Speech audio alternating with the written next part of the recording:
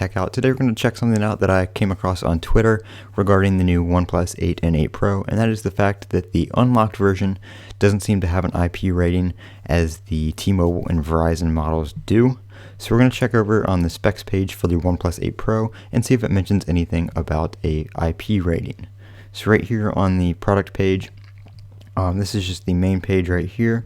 We've got your 120 hertz display, your processor, your fast charge, all that kind of stuff. Nothing up there about any kind of IP rating. Right here we have everything about the display.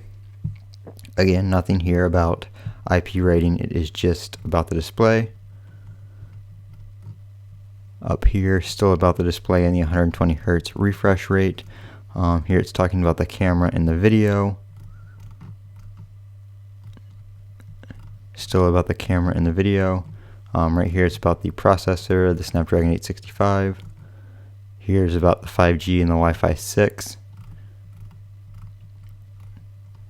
This one right here is about Dolby Atmos and all that kind of stuff. This one right here is about your Warp Charge 30 on the wireless charging.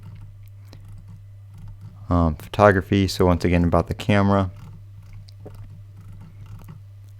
Still about the camera. Nothing about any kind of IP rating right here.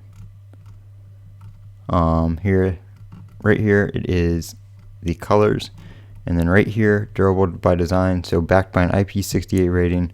OnePlus always stays protected from sudden splashes. So yes, the unlocked model is still IP rated. It's not just the carrier models, as somebody was trying to say. It is listed on the website for the unlocked model, just like every other spot, and it was announced during the press release this morning as well. Colin here with Techout. Don't forget to comment, rate, and subscribe. And as always, have a great day.